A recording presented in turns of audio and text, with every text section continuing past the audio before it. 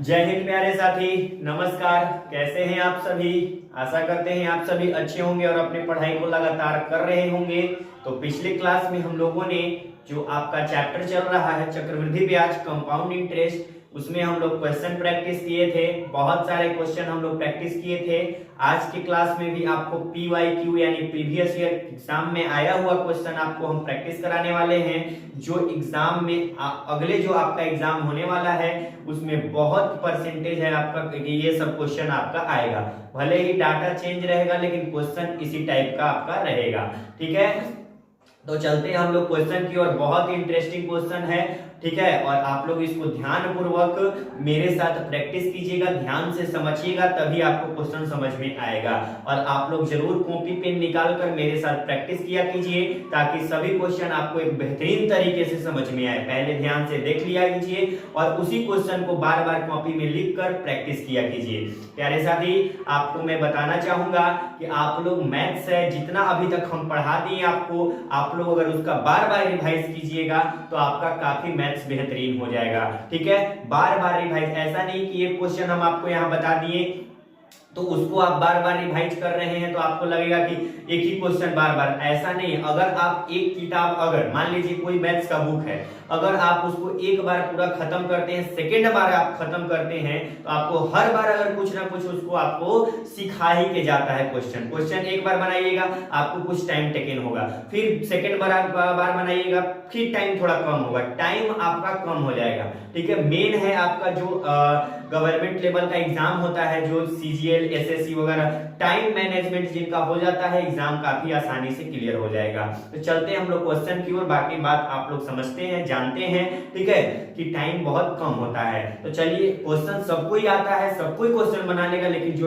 कम समय में और जो टाइम मैनेजमेंट क्राइटेरिया टाइम का होता है उसमें जो बना लेता है वही आगे निकल जाता है। ठीक है, तो आप लोग टाइम मैनेजमेंट कीजिए और क्वेश्चन को बार बार प्रैक्टिस कीजिए।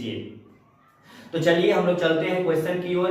और अगर हमारे चैनल पर आप लोग नए हैं तो प्लीज चैनल को सब्सक्राइब करके बेल आइकन प्रेस कर लीजिए ताकि वीडियो का कोई भी नोटिफिकेशन आप तक सबसे पहले पहुंचे। तो चलिए हम लोग चलते हैं। क्वेश्चन बहुत शानदार क्वेश्चन है जो यहाँ क्वेश्चन हम आपको यहाँ से प्रोवाइड कराते हैं। लिटरली बहुत अच्छा क्वेश्चन है, एग्जाम पॉइंट ऑफ व्यू से आपका बहुत इंपॉर्टेंट क्वेश्चन है। चलिए क्वेश्चन देखते हैं। किसी राशि पर, क्वेश्चन है किसी राशि पर वार्षिक संयोजित, ठीक है, चक्रवृद्धि ब्याज दर, ब्याज दूसरे वर्ष के लिए 1320 रुपया और तीसरे वर्ष के लिए 1452 रुपया है, तो पहले वर्ष की शुरुआत में मूल राशि क्या होगी? देखिए क्वेश्चन बहुत शानदार लेवल का है।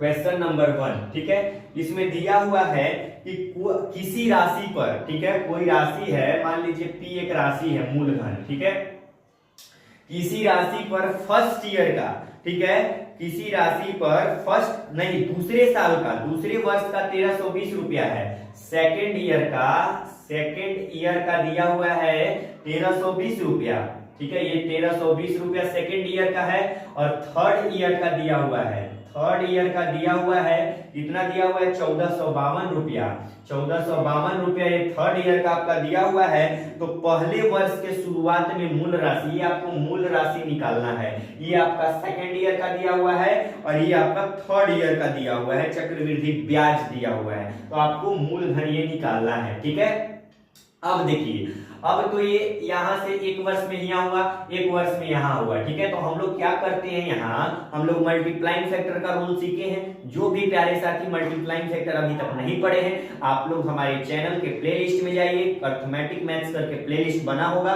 उसमें आप लोग मल्टीप्लाइंग फैक्टर लिखा होगा थंबनेल पर, आप लोग उसको जरूर देखिए। और मल्टीप्लाइंग फैक्टर को बेहतरीन तरीके से सिखाया गया है, ध्यान से सीखिएगा तो आपको कॉन्सेप्ट आसानी से समझ में आ जाएगा। देखिए हम लोग यहाँ से क्या करते हैं, यहाँ से एक साल हुआ तो 1320, सेकेंड साल फिर यहाँ हुआ, यहाँ से सेकेंड साल है, दूसरे वर्ष का है, तीसरे वर्ष का, तो यहाँ से हम लोग एक वर्ष का मल्टीप्लाइंग फैक्टर निकालते हैं। क्या निकालते हैं? Multiplying factor. तो ये ऊपर अमाउंट रखते हैं, सॉरी यहाँ पे 1452 और बटा में 1320 हो जाएगा। ठीक है, अब इसको क्या करते हैं, हम लोग काटते हैं, ठीक है, 2 से काटते हैं, 2 छक 12, ठीक है, 2 छक 12 0, ठीक है, 2 से काटते हैं, 2 सत्ते 14, 2 दूना 4 और 2 छक 12, ठीक है, यहाँ 2 सत्ते 14, 2, यहाँ देखिए थोड़ा सा मिस्टेक है, 2 सत्ते 14, 2 दूना 4 और 1 2 छक 12, ठीक है, फिर काटते हैं यहाँ पे 2 से 2 तिया 6, 2 तिया 6 0, ठीक है। 2 से 2 तिया 6, 2 छक 12 और 2 तिया 6, ठीक है। 3 से काटते हैं या 11 से काटेंगे, 11 तिया 33, 11 तिया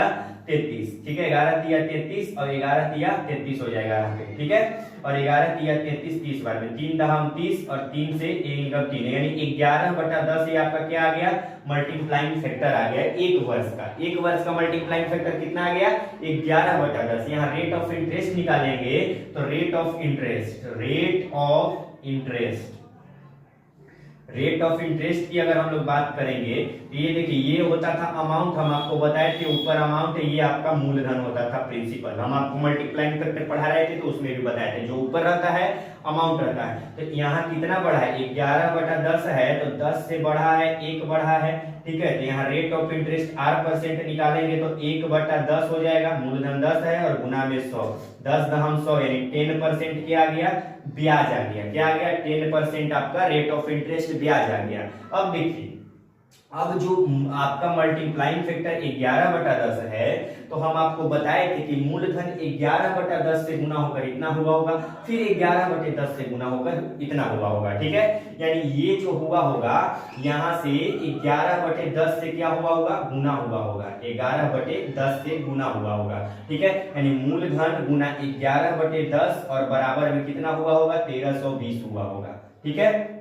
और ये आपका 10% का है, ठीक है। आपको मूल राशि निकालना है, इसमें क्या निकालना है, मूल राशि निकालना है, ठीक है। मूल राशि आपको फाइंड करना है। यहाँ से P बराबर क्या हो जाएगा, 1320 और गुना में 10 और बटा में 11 हो जाएगा। 11 से काटेंगे, 11 एकम 11 दूनी 22 0, ठीक है। और ये आपका 1200 यहाँ से आ गया 1200, लेकिन ये आपका आंसर नहीं हुआ, ये आपका मूलधन नहीं हुआ, मूल राशि आपको प्रथम साल की शुरुआत में निकालना है। शुरुआती ये तो 10% का है, 10% इसका मल्टीप्लाइंग फैक्टर 11/10, तो यहाँ से आपको मूल राशि निकालना है। तो ये 10% का कितना आ गया, 1200।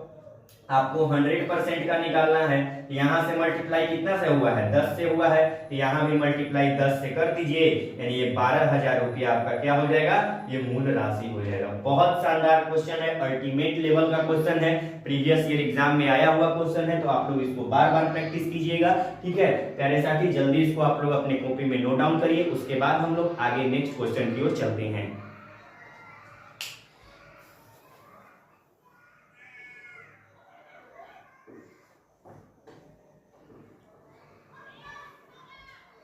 चलिए, तो इसको आप लोग लिख लिए होंगे, अपनी कॉपी में नोट डाउन कर लिए होंगे। अब हम लोग आगे चलते हैं नेक्स्ट क्वेश्चन की ओर।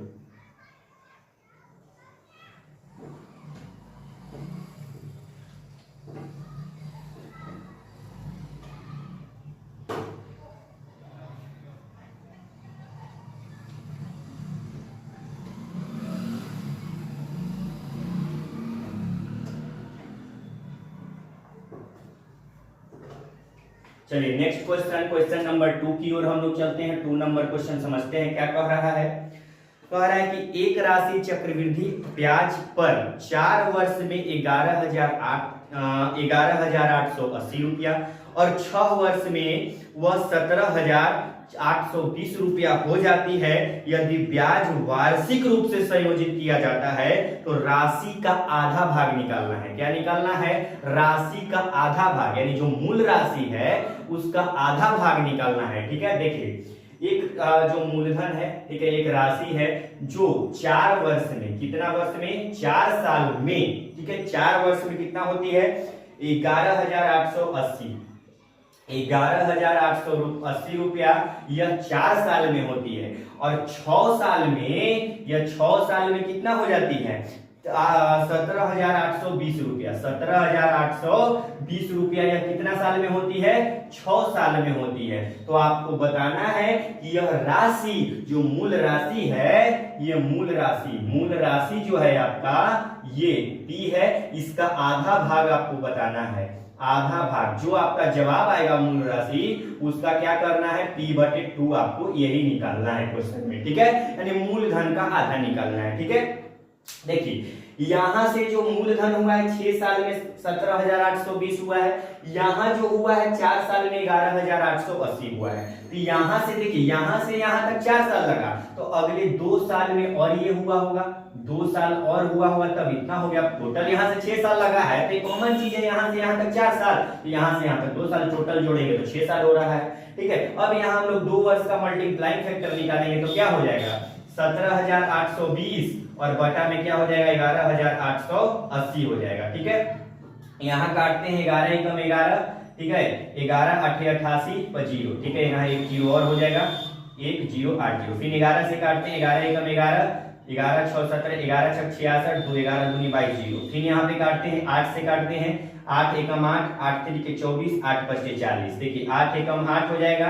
ठीक है, ये दो जाएगा तो 8 3 24, 4 8 5 40, 8 से काटते हैं 8 दूनी 16, ठीक है, ये तो 8 से नहीं कटेगा, यहाँ पे इसको इरेज करते हैं।